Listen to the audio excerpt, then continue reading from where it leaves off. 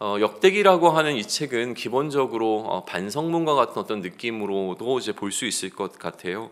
역대기를 써 내려가는 역대기 기자는 이스라엘의 역사를 다시 한번 되짚어서 기록하면서 나름대로 이 반성문을 쓸 때 가져야 하는 어떤 태도로 그들의 역사를 되짚어 본 포인트들이 있다는 생각을 하게 되어집니다. 이들은 이미 이들이 잘못에 대한 하나님의 진노를 경험했고 그 기간 동안에 이들이 현재 자신들이 처한 현실에 대한 깊은 고민을 할 수밖에 없었을 거예요.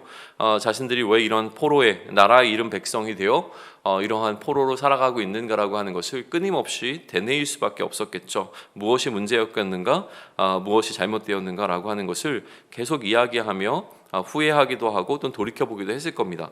이러한 현실에 대한 고민과 분석과 토론은 자연스럽게 그들 안에서 어떤 이론을 발생시킬 수밖에 없죠.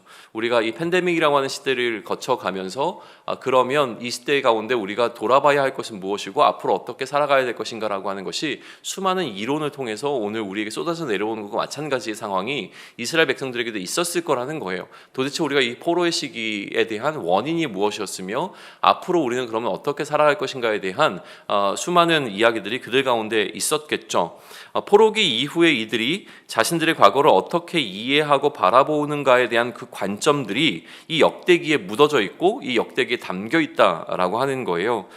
그러니까 그 시대 포로기 이후에 사람들이 바라보고 재평가하는 그들의 과거에 관한 이야기, 혹은 역대기 기자가 포로기 이후에 이스라엘 백성들이 이렇게 그들의 과거를 보기를 제안하는 어떤 논리가 이 역대기 안에 담겨져 있는데, 그렇기 때문에 그 뉘앙스는 그들의 과거를 돌이키고 좀 반성해보는 이 반성문의 느낌을 갖게 된다는 거죠. 이 반성문을 읽는 세 가지 관전 포인트가 있습니다. 첫 번째는 무엇이냐면 이들은 우선 다윗과 솔로몬의 잘못에 대해서는 반성을 생략하고 있다는 점이에요. 다윗과 솔로몬에게서도 무언가 반성해야 하는 부분들이 분명히 있었습니다.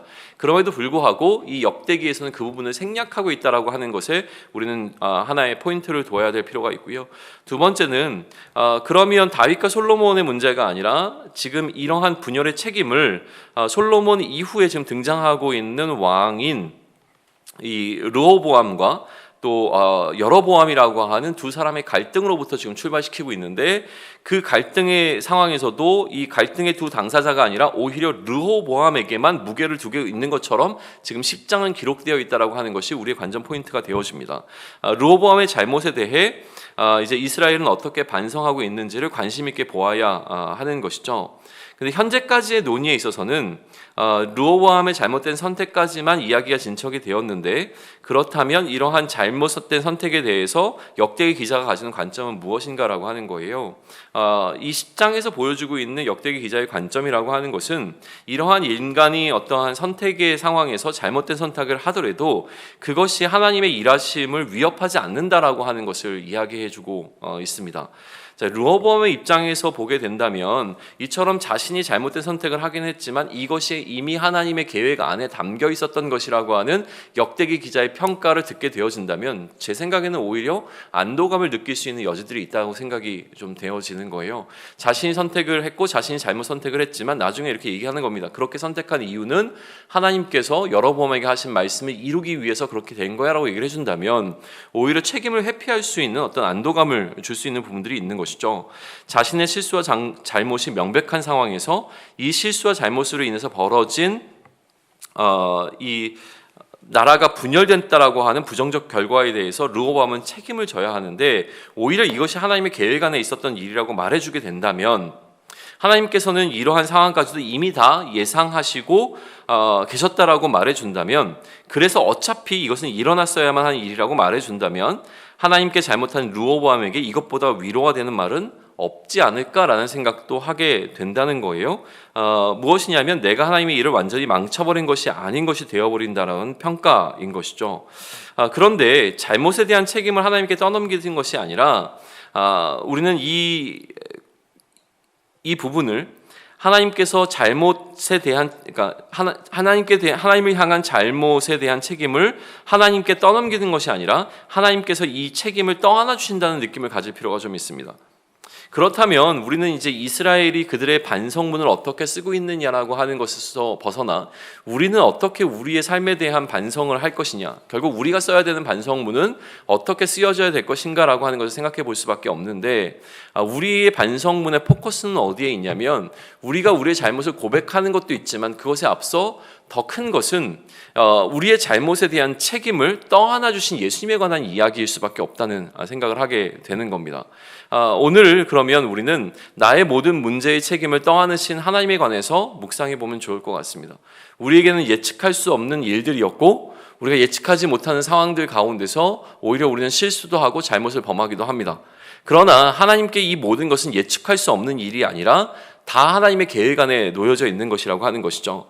이 사실이 우리의 책임을 회피하는 것이 아니어야 합니다. 우리의 책임을 하나님께서 모든 것을 다 아신다는 것은 우리가 우리의 책임을 회피할 만한 어떤 이야기가 되어지는 것이 아니라 하나님이 오히려 우리의 책임을 떠안으신 것이라고 하는 그 이해 속에서 다시 한번 바라보게 된다면, 그렇게 책임을 떠넘긴 우리는 이제 무엇을 해야 하는지에 관한 것으로 이 논의를 이어가야 하는 것이죠. 지금까지의 모든 문제의 책임은 하나님께서 책임져 주신다는 겁니다.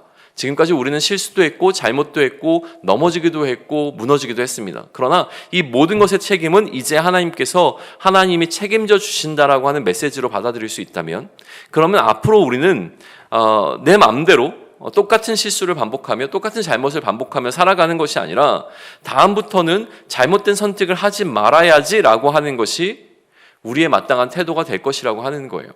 그러니까 이 부분은 우리가 생각하면서 우리의 모든 잘못을 떠안으신 그 하나님께서 이제 우리의 삶에 기대하고 있는 그 기대감 가운데 그 기대를 우리가 충분히 충족시키며 살아갈 수 있는 방법이 무엇일까라고 하는 것을 돌아보며 무너져 내린 그 자리에서 다시 회복된, 다시 일으켜 세워진 성전으로서의 우리 삶을 어떻게 살아가야 될 것인가를 고민하고 그 안에 주시는 지혜에 우리가 합당하게 반응하며 살아갈 수 있는 오늘 또 우리의 삶이 되기를 소망합니다.